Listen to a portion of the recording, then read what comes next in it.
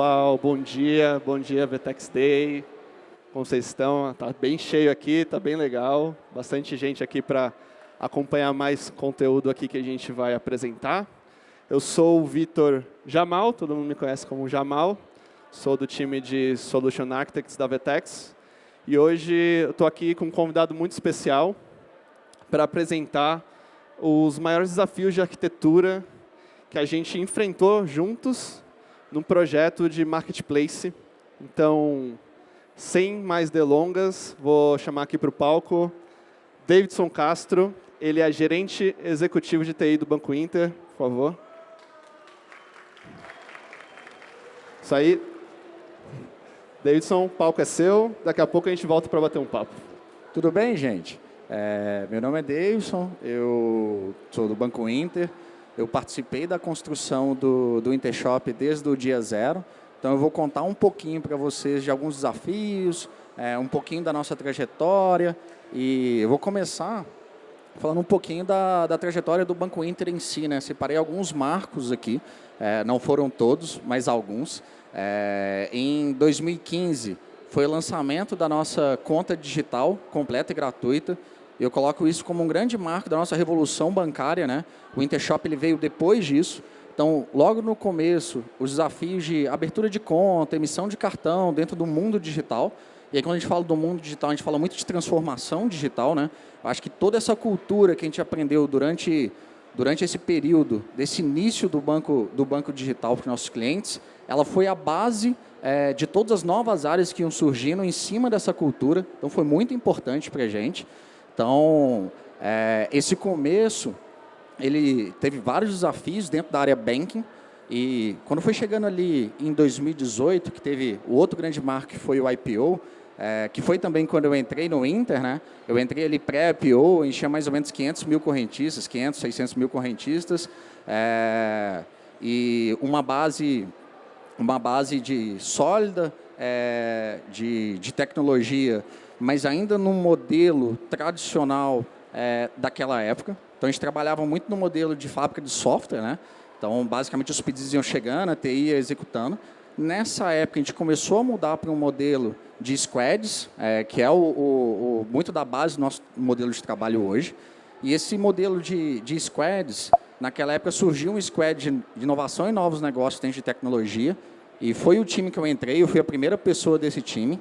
E eu trabalhava junto com o Thiago Machado, que está aí na plateia. Ele tomava conta da parte de negócio e eu comecei a tomar conta da parte de tecnologia. E era uma loucura, né? Porque era uma pessoa e a gente tinha toda a parte de tecnologia, UX, comercial, a gente participava de tudo. Mas serviu de muito aprendizado e a gente começou a escalar esse time em 2018. E a gente começou a construir vários produtos até então. A gente nem sabia o que a gente estava fazendo tão bem, pensando na estratégia do futuro. A gente começou a construir muito produto, não necessariamente financeiro, estacionamento de shopping, gift cards. E aí a gente surgiu com um novo produto chamado Afiliados, que foi o começo ali do nosso e-commerce, né? A gente começou a falar de e-commerce com afiliados, acho que foi um grande marco.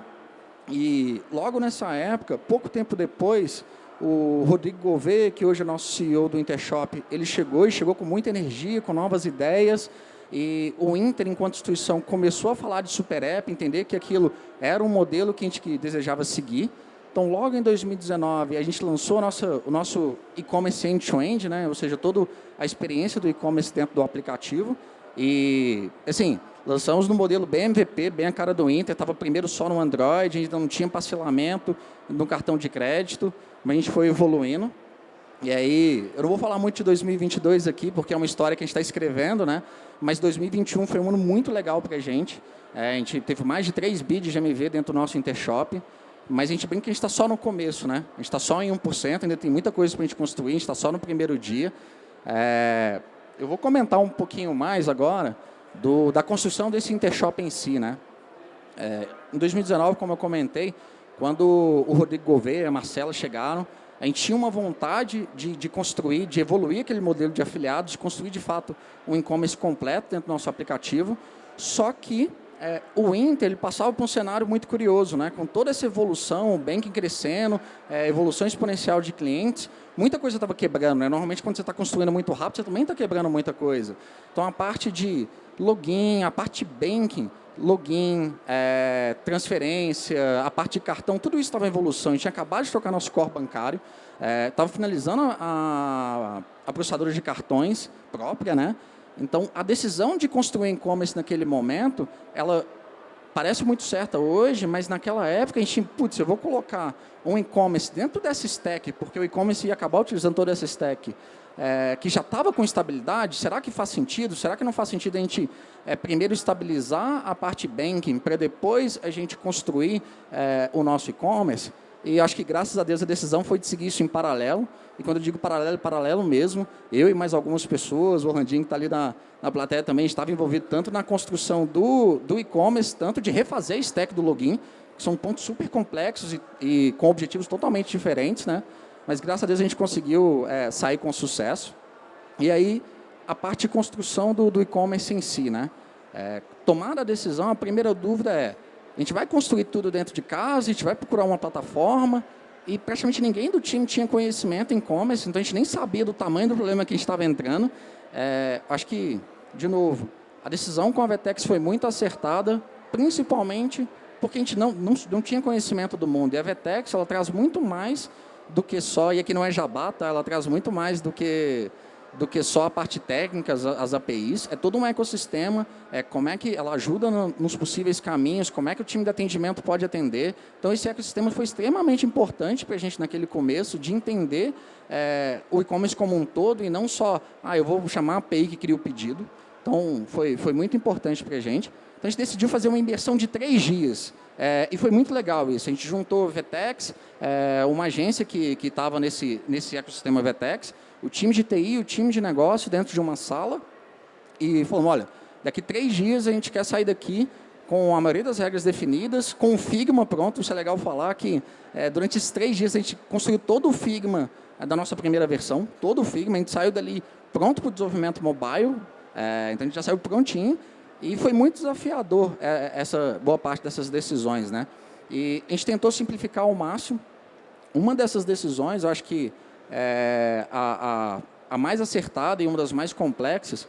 É muito complexo a gente falar, quando a gente fala de marketplace, onde eu tenho vários sellers, conseguir fazer um matching de produto entre sellers diferentes. O que isso quer dizer? Eu tenho uma TV dentro do seller A, com uma imagem diferente, com descrições diferentes, atributos diferentes, só que a mesma TV do seller B, no Brasil, não tem uma padronização de cadastro e catálogo. Então, a gente falou, como é que a gente vai resolver esse problema? Uma ou duas pessoas do time, acho que o próprio Thiago, já tinha alguma experiência com isso, já sabia que era um problema difícil de ser resolvido, e a gente resolveu talvez da melhor forma, que foi não resolvendo. O que a gente falou? Não vamos, então, tentar fazer matching de produto entre sellers diferentes. Na prática, o que isso queria dizer? Quando o cliente pesquisasse um iPhone 13, por exemplo, ia aparecer o iPhone 13 do cliente A ou o iPhone 13 do cliente B. Só que não era, obviamente, a melhor experiência. Quando você pensa um buy box ali, onde o cliente vê um produto e lá dentro seleciona o seller, é a melhor experiência. Só que simplificou demais. Por quê? O Inter sempre teve como premissa uma automação com inteligência, algoritmo, e muitas empresas resolvem isso com andar de pessoas, né? A Vetex mesmo comentou com a gente. Não era a nossa intenção, a gente estava começando, então a gente, não queremos ir nesse caminho. Então a gente decidiu, de fato, não agrupar esses produtos, foi uma decisão muito importante. E, além disso, a gente ganhou 2 coisas. Assim. O Inter ele preza muito por relações de ganha-ganha, né? O cliente vai ganhar, nós vamos ganhar, e, nesse caso, o parceiro tem que ganhar também. Então, adicionou um foco no seller muito grande. Não era comum dentro de um banco digital uma plataforma de e-commerce, hoje já ficou mais comum, mas não era comum. Então, os clientes iam se adaptar a um novo conceito e trazer esse foco no seller dá uma segurança maior. Quando você pensa em banking, já tem uma segurança de estar ali logando com segurança dentro de um aplicativo. E se você vê uma marca conhecida, isso traz uma relação de confiança muito maior, e foi, acho que, um dos grandes segredos de sucesso do nosso começo. O que queria comentar aqui também de algumas decisões arquiteturais, né? A primeira foi essa que eu comentei, de não fazer esse match de produtos entre sellers diferentes. Acho que foi uma grande decisão. O desenvolvimento, a gente ia fazer totalmente nativo, então app first. que também não era tão comum nos clientes VTEX naquele momento. A VTEX tem um modelo muito forte web. Naquele momento estava começando, ela já tinha as APIs, eu conseguia ir num formato headless, mas estava começando, né? Então a gente trouxe a VTEX para perto, começamos a conversar quais seriam os endpoints, como que a gente construiria isso, como premissa, olha, o app é totalmente do Inter, o front é nosso, e aí começou a não fazer sentido. Então o login já era do Banco Inter. Eu não precisava cadastrar o cliente dentro da VTEX. Eu já tenho as informações bancárias daquele cliente, é um cadastro atualizado com uma boa frequência, então eu tenho uma confiança do endereço do cliente. Então eu não precisava nem perguntar para o cliente onde você queria a sua entrega. Eu já calculava o frete para ele e, obviamente, dava a opção dele trocar. Mas eu já facilitava a experiência dele. E o próximo passo de evolução de experiência que foi super legal é que eu, pelo menos, acho muito chato você ter que entrar no e-commerce, ter que digitar seu cartão, validar. Você ainda tem todo o ponto que, de tempos em tempos, acaba vazando uma informação ou outra, seu cartão tem uma transação fraudulenta, e o banco já te traz essa segurança, né? Por isso que esse modelo deu tão certo. Então, o cliente, com um clique, ele já selecionava o cartão dele, e já selecionava, na época não tinha parcela, né? Mas no futuro, quantas parcelas ele quer pagar, e pronto, ele tinha resolvido esse problema. Então, com pouquíssimos cliques, ele conseguia comprar um produto. Era até simples demais, tem muita gente que às vezes compra no impulso e depois cancela, mas essa simplificação foi um dos grandes diferenciais, né? Um outro ponto legal de comentar é que essa simplificação, como eu comentei, de match de produtos, foi o grande segredo que motivou toda essa experiência, né?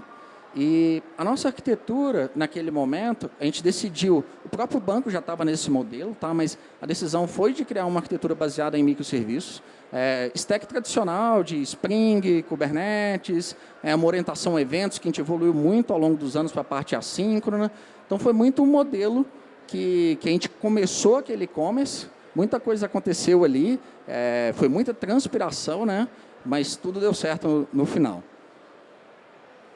E pegando um case assim, que catálogo é uma das partes mais importantes do e-commerce na minha visão, e o próprio Jamal, eu queria o Jamal está ali, ele ajudou muita gente nessa construção. Boa parte das plataformas de e-commerce, elas trabalham com, quando você fala de marketplace, com uma árvore global que é sua, né? E você precisa fazer o de para da árvore do parceiro, do seller. Então, a gente teve que fazer um estudo com base nos sellers, que principalmente que iam entrar naquele primeiro momento, fazer esse estudo e criar a nossa árvore. E depois vem o segundo desafio. De novo, na linha de automação e de inteligência, o time comercial estava correndo atrás de N parceiros, a gente não sabia quantos ia entrar ali logo no começo do desenvolvimento, e a gente viu que era um trabalho muito moroso, né, de um ser humano fazer todo esse de para. Então, o que a gente decidiu? Beleza, a gente não vai criar um algoritmo inteligente de matching de produto, mas vamos tentar simplificar o matching de categoria. Então, a gente criou um algoritmo relativamente básico de matching de categoria, onde eu tinha um score, e esse de para já feito, com score de confiança, que um ser humano só revisava e fazia os ajustes. Então, isso ajudou demais, acelerou muito o nosso processo. E aí vem para o próximo ponto. O conceito de importação de produto na VTEX, o suggestion, né? A gente decidiu trazer todas as regras de aprovação de produto para o Inter, justamente por esse modelo muito nosso, né? Então, basicamente, tudo que era aprovação de pedido era uma regra Inter. E isso, a gente pensando que a gente poderia ter vários sellers ao mesmo tempo, fazendo essa primeira importação, a gente decidiu importar todos os produtos de sellers diferentes e do mesmo seller de forma paralela. E trouxe um primeiro desafio que era, apesar de eu não agrupar sellers, eu não queria que uma camisa PMG aparecesse 3 vezes para o mesmo seller. Então, eu precisava agrupar os SKUs dentro do mesmo produto. Só que para agrupar e lendo em paralelo, o que acontecia? Eu estava lendo em paralelo 2 SKUs do mesmo produto, eu aprovava os 2 como produtos diferentes. Então, foi necessário a gente construir um lock distribuído, para não tirar o paralelismo, construir um lock distribuído no produto para que, quando 2 SKUs do mesmo produto estivessem dentro da aplicação, e a aplicação era totalmente stateless, né, eles tivessem, olha, beleza, esse SKU está em processamento assim como aquele está, então eu vou locar e vai ter uma sessão crítica, um vai primeiro para depois eu agrupar no segundo. Então, foi um grande desafio, levou um tempinho para ficar redondo, logo distribuído é bem chatinho, mas deu certo. Então, funcionou e é até a estratégia que muito do que a gente utilizou nesses anos. E o próximo ponto foi de fazer um fix nos atributos dentro dos produtos que estavam vindo dos parceiros. Por quê? A Vetex ela tem uma inteligência já no Suggestion de tentar agrupar esses produtos e a gente queria forçar a não agrupar entre salas diferentes. Então, na prática, eu e algumas pessoas, a gente teve que pegar os produtos e colocar prefixos, arrancar alguns campinhos para evitar que isso agrupasse. E, além disso, com o tempo, a gente foi aprendendo que boa parte do catálogo tem alguns erros comuns. Então, a gente foi ajustando, retirando alguns campos, arrumando um ponto ou outro, para que o produto fosse importado da melhor maneira possível. E foi tão importante quanto isso o monitoramento, porque quando você começa a importar milhares de SKUs, é muito difícil para um ser humano acompanhar o que está acontecendo. Então, foi muito importante a gente... Cara, é um erro de mapeamento de categoria, porque faltou, é um erro de mapeamento de marca, é um atributo que está faltando. Então, a gente construiu toda essa inteligência para saber o que estava acontecendo. Continuando na linha de desafios, quando a gente lançou, tinha um erro muito curioso, né? E até ligado ao mundo web. Como eu comentei, a própria Vetex, naquele momento, não tinha tantos cases de pessoas usando Web First. Então, a gente estava começando. A gente teve um erro de arquivo compartilhado. Então, pegando a parte técnica aqui, a gente utilizava Spring, com o cliente HTTP que a gente utilizava era um singleton, ou seja, eu tinha um só dentro de um pod, que na prática dentro da aplicação, e se 10 pessoas passassem por ali e adicionassem produtos, as 10 pessoas teriam os mesmos produtos no carrinho. E por quê? Porque tinha um cookie habilitado, o cookie estava habilitado nesse cliente HTTP, a Vetex utilizava cookie e guardava o estado do carrinho. Então, quando a gente lançou, a gente começou a internamente mesmo brincar, falou, cara, você está adicionando o produto, está aparecendo aqui. Então, foi muito do aprendizado, que tiveram outros cenários que a gente foi adequando, que não eram do mundo de aplicativo, né, mobile, a gente foi adequando e foi evoluindo. Então, foi bem legal esse começo, esses erros eram muito, muito curiosos. E no próximo, a gente fala de escala, né? Então, beleza, colocamos o produto no ar, aí pouco tempo depois entrou o parcelamento, a plataforma foi ganhando corpo, entraram sellers relevantes, e aí vem o próximo problema, que foi de escala. Como eu comentei, a gente já tinha uma arquitetura de microserviço, escalava de forma horizontal, mas isso não quer dizer escala. Por quê? O framework que a gente utilizava tinha muita reflexão, e, na prática, a gente tinha um tempo de boot time, o tempo para a aplicação subir era lento, 2, 3 minutos. E quando você fala de campanha comercial, o time comercial vai mandar um push para 100 mil pessoas, 200 mil pessoas, 300 mil pessoas, 1 milhão de pessoas. Então, a leva de pessoas entrando ao mesmo tempo no aplicativo, ou seja, um spike de requisições, é muito grande. Então, a gente passou por esse desafio de ter que pré-escalar, e esse pré-escalar existe limite, ou seja, força bruta total. E eu lembro do que a gente chegou a atingir, da forma que estava construído o nosso cluster, com máquina, então não é uma limitação, mas era a forma que estava construído, a gente atingiu o número de IPs máximo dentro do nosso cluster Kubernetes, tanto que a gente escalou na força bruta. Então, a gente teve que revisar aquilo. Tá, precisamos resolver, não dá para ficar na força bruta para sempre. Então, a primeira decisão foi sair do Spring e ir para o Micronaut. E o Micronaut por quê? Porque era um framework relativamente parecido com o Spring, então a curva de aprendizado era menor, e era um framework que não fazia utilização de reflexão, que era de onde a gente queria fugir. Então, com um certo esforço, a gente fugiu do boot time. Só qual que era o outro problema? A forma que a gente utilizava de construção de uma requisição, de processamento de uma requisição, a gente criava uma thread por requisição. E thread no mundo Java, ele é muito custoso computacionalmente, né? Então, a gente também precisava fugir desse paradigma, não para todos os microserviços, mas para os principais. Principalmente, a gente trabalha muito com BFF no Inter. Quando a gente fala de BFF, é a porteira de entrada. Então, a gente decidiu, o Micronaut ele utiliza o NET como processamento de I/O ali, e é uma ferramenta muito poderosa, e ele tem um modelo não blocante de I/O, então eu consigo, na prática, ter a minha thread, trabalhar com um número de threads menor, e eu não bloco ela, quando ela está ociosa, ela é utilizada em outro processo. Então, a gente juntou, na prática, o NET com programação reativa, com o Micronaut. Então, o NET ele tem um conceito de event loop, que é a thread principal, que fica escutando os eventos, a gente nunca bloqueava ela. Então, a gente saiu, um exemplo, a gente tinha em média no BFF, nos dias comuns, 70 pods, a gente saiu para 10 pods. Então, foi uma evolução muito grande, sabe?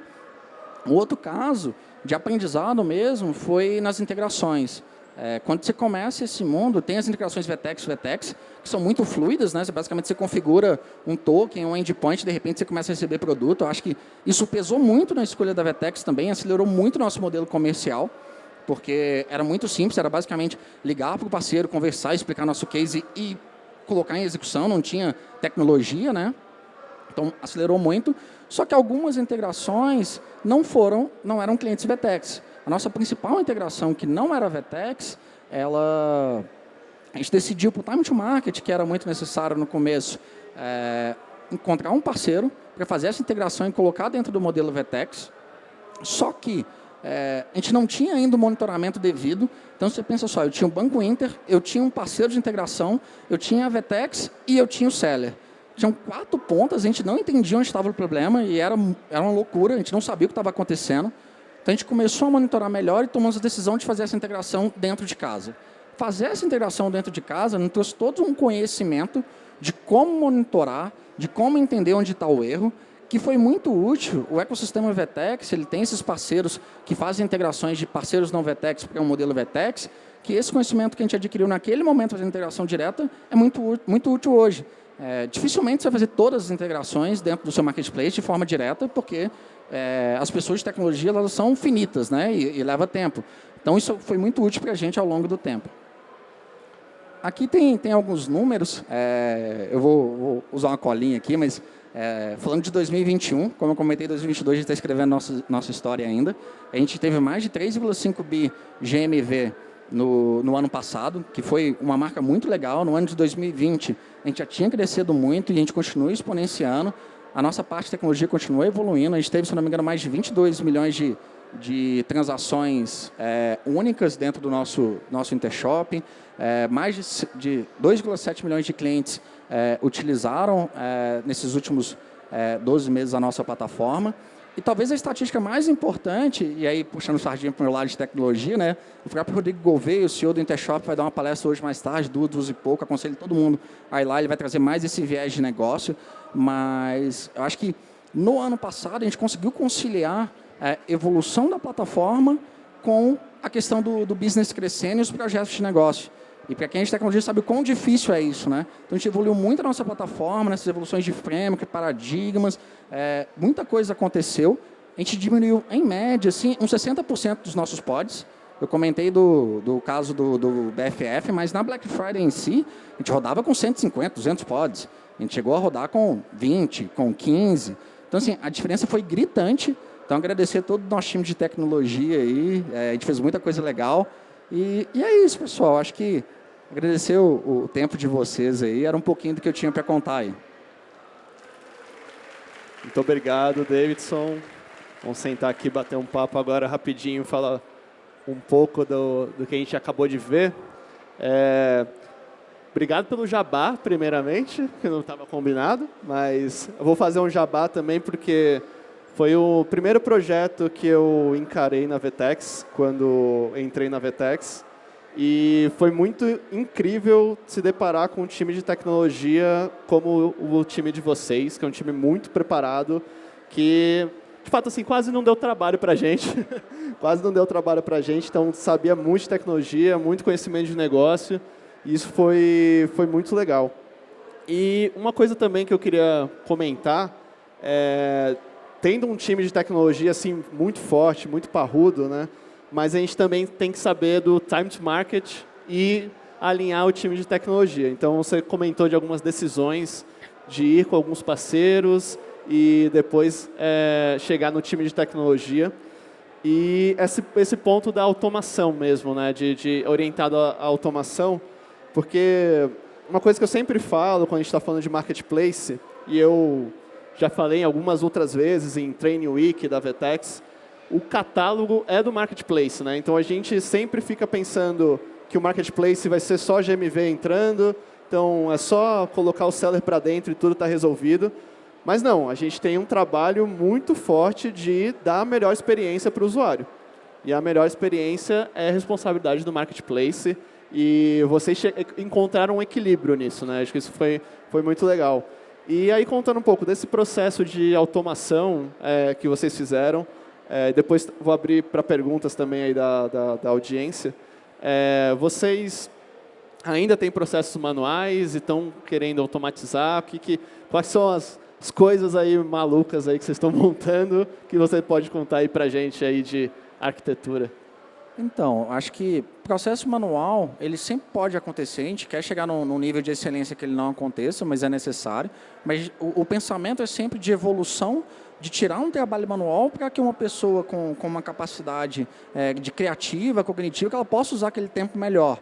É claro que quando você está construindo, sempre vai surgir uma feature nova, você tem a decisão a tomar. Eu quero surgir aquela feature no estado da arte, ou eu estou disposto a surgir com ela, ter um trabalho manual durante um tempo e depois automatizar. Ao longo do tempo, a tendência, é claro que teve uma feature ou outra que a gente foi de outra forma, é da gente lançar a feature, pode ter um ponto ou outro de ajuste ainda, mas logo em sequência a gente quer automatizar, é muito a nossa cultura. A gente pode até surgir não automatizado, mas a gente quer chegar lá. E aí você comentou de um ponto importante das pessoas aí, eu acabei não comentando, queria comentar. Muita gente pergunta assim, qual foi o segredo, o que vocês fizeram, qual que é o caminho?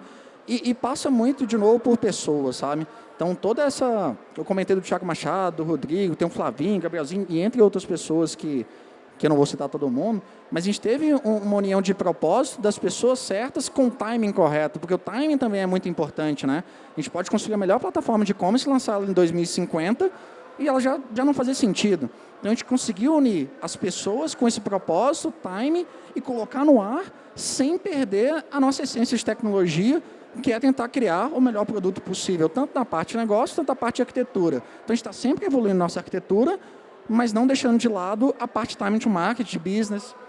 Sim, eu me lembro, inclusive, quando eu fui visitar vocês, que acho que você tinha comentado, todo mundo aqui de TI é analista de negócio, primeiramente, né? Todo mundo é analista de negócio e, pela sorte, eles codam um pouco, né? E codam bastante. Eu sentei com esse rapaz aqui uma ou duas tardes, e a gente saiu de lá com todo o fluxo desenhado, né, de todo o fluxo que ia ter de integração. Eu falei, pô, o cara é bom. Então, assim, o cara não vai ser um projeto que vai dar trabalho. E, de fato, foi muito, muito bom. E essa parte de automação é um negócio que a gente leva para todo lugar, sempre como case, vocês como case.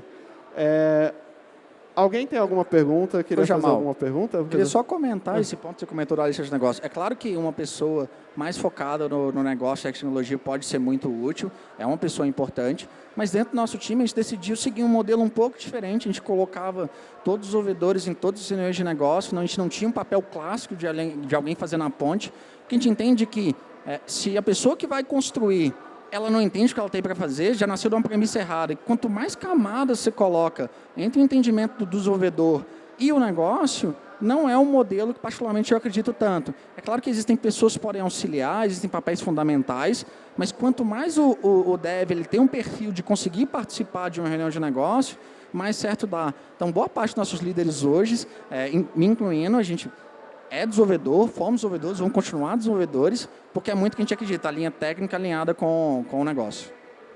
Muito bom. Acho que ele tem uma pergunta ali, pode falar.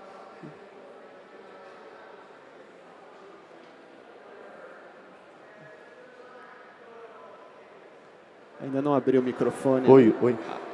Eu fiquei com dúvida na parte de automação. Eu queria saber se vocês trazem os produtos para dentro de casa ou vocês aprovam esses produtos lá, /SKU, na VTEX. Então, o que a gente fez nesse primeiro momento, tá? A gente pegou a regra de aprovação de produto e trouxe para o Inter. Mas a gente aprova dentro da VTEX, porque se eu estou criando um pedido dentro da VTEX, o produto precisa estar dentro da VTEX, né? Por mais que a gente trouxe muita coisa para dentro do Inter, a gente não tinha tempo de construir toda a plataforma. E toda a plataforma eu falo de back-office. É um desafio muito grande, eu acabei não comentando tanto, mas eu preciso ter uma tela para o meu time de atendimento, para o meu time financeiro, acompanhar qual que é o pedido, se teve algum problema, qual que é o status. E a VTEX, naquele primeiro momento, ela traz, além dessas APIs, toda a parte de admins, né? E a gente não tinha nada.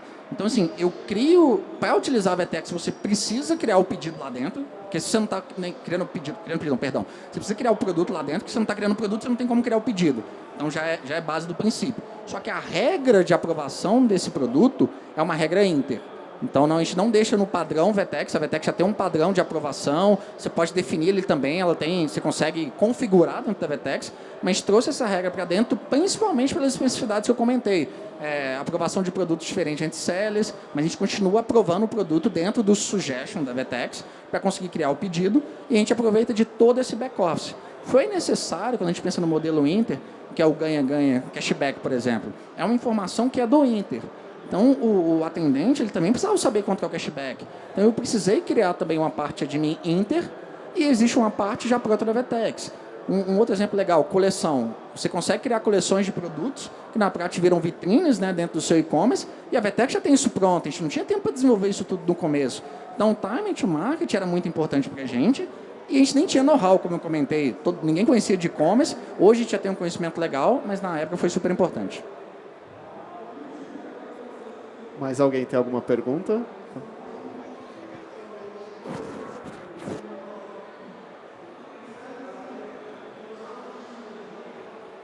Bom dia, tudo bom? Para os sellers não Vetex, depois do lançamento, vocês contrataram um Seller Portal? Eu não consegui escutar. Pode falar um pouquinho mais perto? Para os sellers não Vetex, depois do lançamento ou antes do lançamento, vocês contrataram um Seller Portal? Na prática, o que a gente fez, né? A gente começou a trabalhar inicialmente com grandes sellers, né? Então era muito da estratégia. Qual que é a grande vantagem dos grandes sellers? Ele já tem um catálogo mais estruturado. Como eu comentei, a gente queria simplificar ao máximo esse problema do catálogo.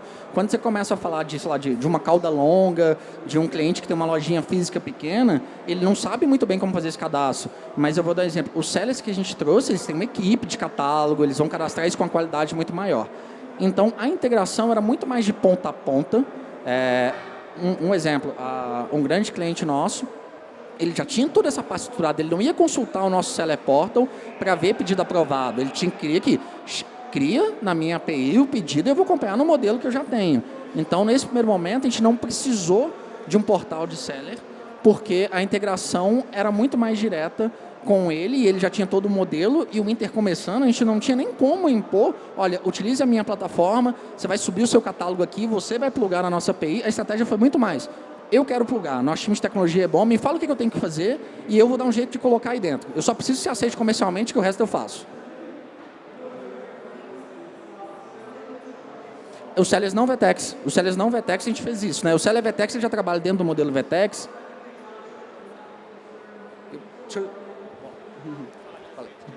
Pode falar. Então, a pergunta dela foi...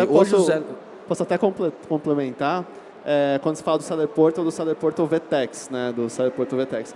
Quando a gente estava, a gente tem que lembrar também, voltar um pouco no tempo, que isso aqui é 2019, né, que a gente começou, né. E em 2019 a gente ainda não estava com o Seller Portal tão estruturado, né, ainda era um projeto incipiente que estava começando na Vetex. E esse ponto que o Davidson trouxe é essencial, que é os sellers não Vetex que eles estão trabalhando, né, que o Banco Inter trabalha, são sellers muito grandes, né? E esses sellers muito grandes, eles não vão se adequar a usar uma nova interface, uma nova tecnologia para fazer isso. Tá? A gente tem mais um minutinho. Alguém tem mais alguma pergunta? Tem que uma pergunta para a gente só encerrar. Chamaram aqui também. Oi. Qual foi o tempo do dia zero ali do projeto, do início até o dia de produção do primeiro cliente acessando e fazendo uma compra? Legal.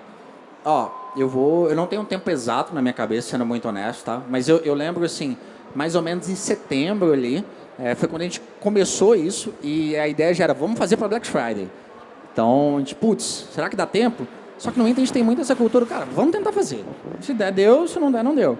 Então a gente começou a construir, não deu tempo para Black Friday, mas logo em dezembro, eu não vou lembrar a data exata, tá? A gente lançou isso só no Android, ainda sem parcelamento, e a gente já teve uma primeira compra, nem que seja interna, mas a gente já teve a primeira compra, e foi escalando ao longo do tempo. Eu lembro de a gente comemorar assim, tivemos 10 pedidos no dia, e aí foi escalando gradualmente, aí principalmente, se não me engano, em março, entrou o parcelamento, março do ano seguinte, entrou o parcelamento, e aí começou a ganhar corpo. Não só o parcelamento, como um grande parceiro. E esse grande parceiro trazia muita confiança para as pessoas e o nosso catálogo, né, ele aumentou muito, o número de SKUs, e aí escalou. Então, eu vou colocar assim, foi 3, 4 meses de desenvolvimento, e aí um desenvolvimento de muita transpiração mesmo, muita transpiração, com todo mundo focado no mesmo propósito. Acho que o próprio time olhava um para a cara do outro e falava, cara, vamos ficar mais, e a gente foi construindo e boa parte desse código a gente já trocou. Boa parte desse código inicial, ainda existe um ponto ou outro, mas foi mais ou menos esse o time. Jamal, Davidson, Claro. estamos aqui, infelizmente, com o tempo encerrado. O pessoal está super interessado. Queria agradecer aí vocês pela ótima apresentação aí. A gente Obrigado. que agradece a oportunidade. Obrigado, Demetrios. Obrigado, gente. Se quiserem procurar a gente vai estar por aí. Se quiserem tirar mais algumas dúvidas. Se alguém quiser nós perguntar procuramos. alguma coisa, eu tô aqui, tá, gente?